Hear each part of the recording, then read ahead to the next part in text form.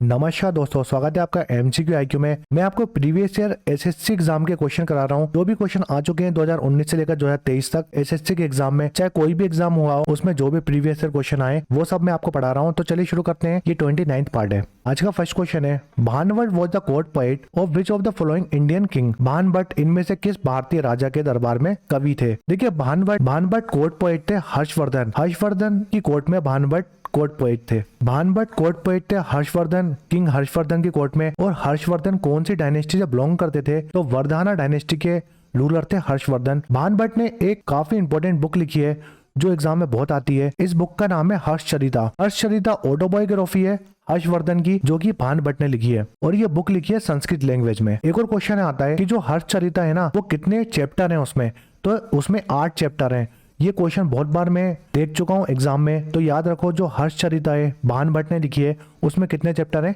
तो 8 चैप्टर हैं, और ये इंपॉर्टेंट क्वेश्चन है। नेक्स्ट क्वेश्चन है, who among the following was the first Mauryan ruler who tried to spread his message to people through inscription। निम्नलिखित में से कौन पहला मौर्य शासक था जिसने शिलालेखों के माध्यम से लोगों तक अपना संदेश फैलाने का प्रयास किया था। देखिए, इस क्वेश्चन में क्या पूछा है, ऐसा कौन सा मौर्यन रूलर था जिन्होंने अपना संदेश पहुंचाने के लिए बहुत सारे इंस्क्रिप्शन लिखी थी। तो इसका करेक्ट आंसर है अशोक। अशोक ने बहुत सारी इंस्क्रिप्शन लिखी हैं। ये इसलिए लिखी हैं कि उनका मैसेज है ना लोगों तक पहुंचे।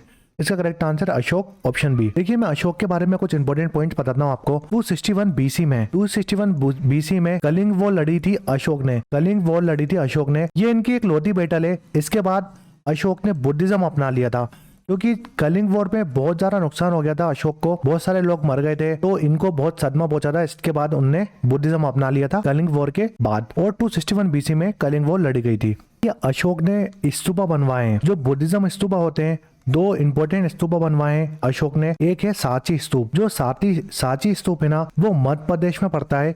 ये अशोक ने बनवाया था, ये बुद्धिज्म स्तूप है। और दूसरा जो स्तूप है वो है धमाका स्तूप है सारनाथ कहाँ पड़ता है, यूपी में। तो धमाका स्तूप ये भी अशोक ने बनवाया था। देखिए, अशोक ने जो थर्ड बुद्धिस्ट काउंसिल थी ना, थर्ड बुद्धिस्ट काउंसिल कराई थी अशोक ने। कहाँ पर कराई थी थर्ड बुद्धिस्ट काउंसिल अशोक ने, तो वो कराई थी पाटलिपुत्र में कराई थी अशोक ने ये बुद्धिस्ट काउंसिल। और इसमें प्रेसिडेंट कौन थे, ये इंपॉर्टेंट क्वेश्चन है कि इस काउंसिल के प्रेसिडेंट कौन थे, तो उपगुप्ता प्रेसिडेंट थे इस काउंसिल के।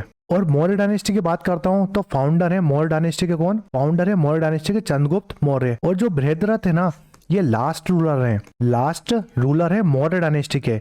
ये भी इंपॉर्टेंट क्वेश्चन है, याद रखो। कभी कभार पूछ लेता है कि फाउंडर कौन है मौर्य डायनेस्टी के, तो चंद्रगुप्त मौर्य। जो बृहद्रथ है वो है लास्ट रूलर मौर्य डायनेस्टी के। नेक्स्ट क्वेश्चन है, मेरुनिशा मेरिड एम्पायर जहांगीर इन देश। मेरुनिशा ने सम्राट जहांगीर से देश में शादी की थी। देखिए, क्वेश्चन कितना डीप में पूछा गया है। जहांगीर की वाइफ है मेरुनिशा, और इन दोनों ने शादी कब करी थी, 1611 में। इसका करेक्ट आंसर है ऑप्शन। देखिए, जो मेरुनिशा है ना, वो 12th और लास्ट वाइफ थी जहांगीर की। और मेरुनिशा को इन्होंने टाइटल लिया था नूरजहां का, तो नूरजहां का दूसरा नाम है मेरुनिशा। नेक्स्ट क्वेश्चन है, which freedom fighter abolish the zamindar system in Uttar Pradesh and was elected as a home minister in 1955। Uttar Pradesh में जमींदारी व्यवस्था को किस स्वतंत्रता सेनानी ने समाप्त किया था, और जिन्हें 1955 में मंत्री के रूप में मनोनीत किया गया था। तो देखिए, जो जमींदार सिस्टम था ना, उसको खत्म किया था उत्तर प्रदेश में गोविंद वल्लभ पंत ने। इसके बाद इनको 1955 में होम मिनिस्टर बना दिया था। तो काफी इंपॉर्टेंट क्वेश्चन है। गोविंद वल्लभ पंत एक फ्रीडम फाइटर थे, और ये फर्स्ट सीएम बने थे उत्तर प्रदेश के। इन्होंने जमींदार सिस्टम को अबॉलिश कर दिया था। नेक्स्ट क्वेश्चन है, all of the following are the freedom fighter of India who were hanged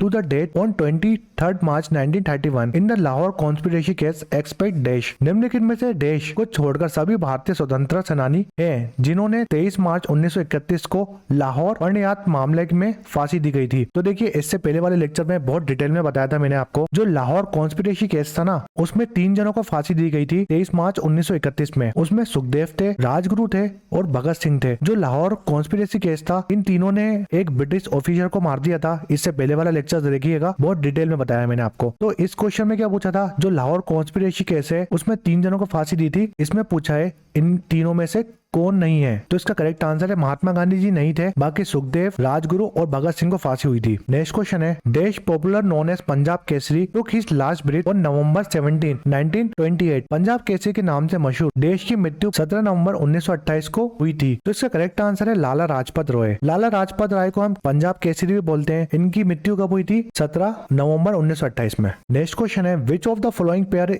of the name of ruler and empire is correct match? निम्नलिखित में से शासक का नाम साम्राज्य का कौन सा युग्म सही सम्मिलित नहीं है? तो देखिए इनकरेक्ट पेयर पूछा है इसमें। देखिए जो पहला ऑप्शन है वो है महापद्मानंदा। महापद्मानंदा मगध एम्पायर के रूलर थे क्या? और जो अजात शत्रु हैं वो मौर्य डायनेस्टी के रूलर थे क्या? इनमें से करेक्ट मैच पूछा है, तो इसका करेक्ट आंसर है ओनली वन।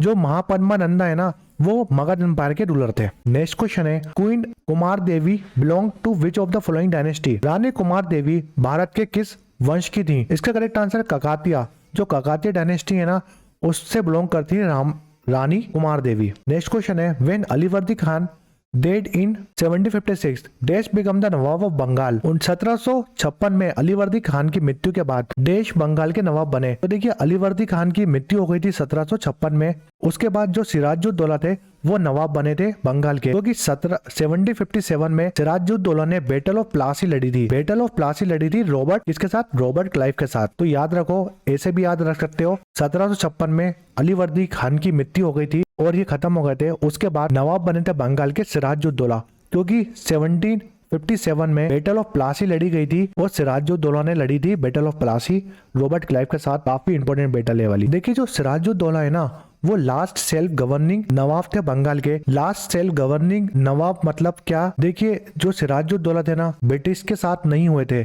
इसलिए इन्होंने बोला है ये खुद रूल करते थे। जो मीर जाफर थे इनके बाद उन्होंने वो ब्रिटिश के अंडर काम करते थे, मतलब वो इन्फ्लुएंस थे ब्रिटिश के, मगर सिराजुद्दौला इन्फ्लुएंस नहीं थे ब्रिटिश के। याद रखो आप। तो मीर जाफर फर्स्ट नवाब थे बंगाल के जो ब्रिटिश के इन्फ्लुएंस थे, मगर सिराजुद्दौला लास्ट सेल्फ गवर्नर थे, नवाब थे बंगाल के जो सिर्फ खुद का राज चलाते थे।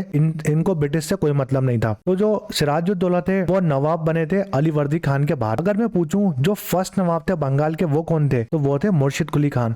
ये तीनों क्वेश्चन अलग हैं और तीनों क्वेश्चन बहुत इंपॉर्टेंट है। नेक्स्ट क्वेश्चन है, Syed Ahmed Khan founded Mohammedan Anglo Oriental College in देश इन 1875। सैयद अहमद खान ने 1875 में देश मोहम्मद दन एंग्लो ओरिएंटल कॉलेज की स्थापना की थी। देखिए जो एंग्लो ओरिएंटल कॉलेज था वो 1875 में बना था अलीगढ़ में। इसका करेक्ट आंसर है अलीगढ़। और ये बनाया किसने था?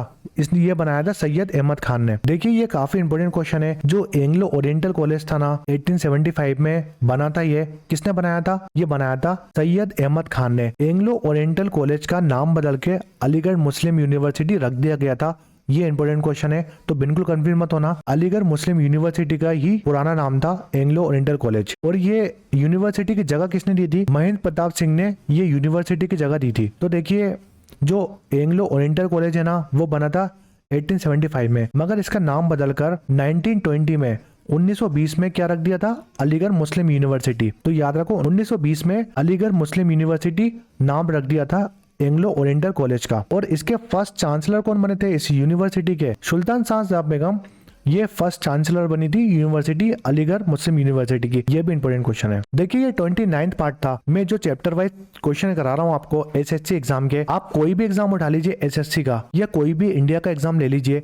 अगर आप 5 साल के प्रीवियस ईयर क्वेश्चन करके जा रहे हैं उस एग्जाम के और आप एग्जाम दे के आएंगे ना, उसके बाद आप समझ जाएंगे कि कितने क्वेश्चन आते हैं प्रीवियस ईयर क्वेश्चन से। तो मैं ये प्रीवियस ईयर सीरीज जो आपको पढ़ा रहा हूँ ना, इसलिए पढ़ा रहा हूँ कि जब आप एग्जाम देने जाओगे ना और अगर आपने मुझसे पढ़ा है तो पूरे क्वेश्चन बनेंगे आपसे। अगर ये वीडियो पसंद आते हैं आपको तो प्लीज लाइक करें, शेयर करें, सब्सक्राइब करें एमसीक्यू आईक्यू को और अपने दोस्तों के साथ भी शेयर करें। कमेंट सेक्शन में कमेंट जरूर करें कि वीडियो कैसे लगा। Thanks for watching MCQ IQ.